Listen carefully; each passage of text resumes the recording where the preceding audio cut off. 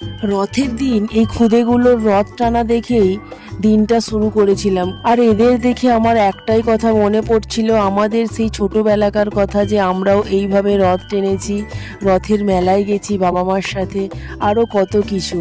ভিডিওর শুরুতেই সকলকে জানাই শুভ উল্টো রথযাত্রা।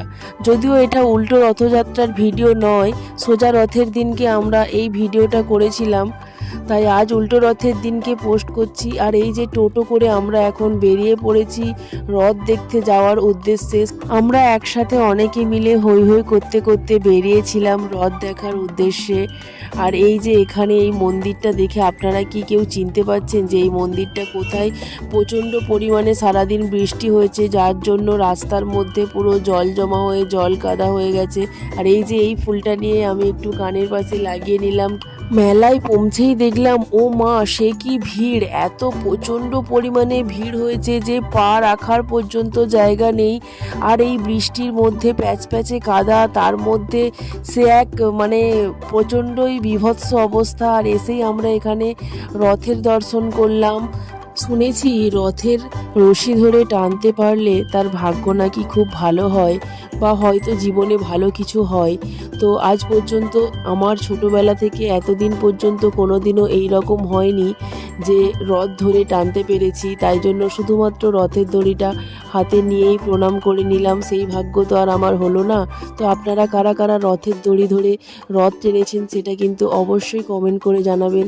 আর এখানে এই যে বাবেলসগুলো উড়ছিল, রাস্তার চারিপাশ দিয়ে সারি সারি বিভিন্ন ধরনের দোকান বসেছে।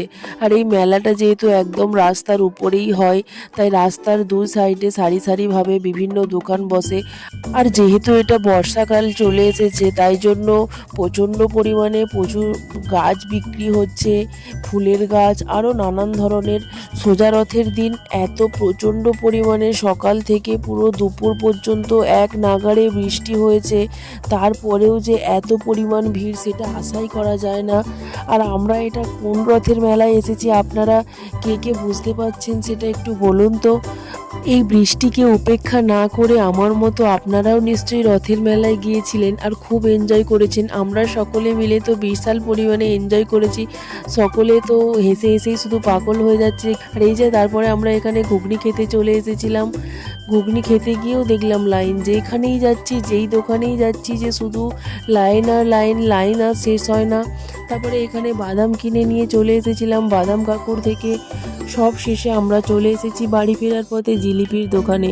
রথের মেলায় এসেছি আর বাড়ির জন্য একটু জিলিপি না নিয়ে গেলে হয়, তাই জন্য এই যে একদম আমাদের বাড়ি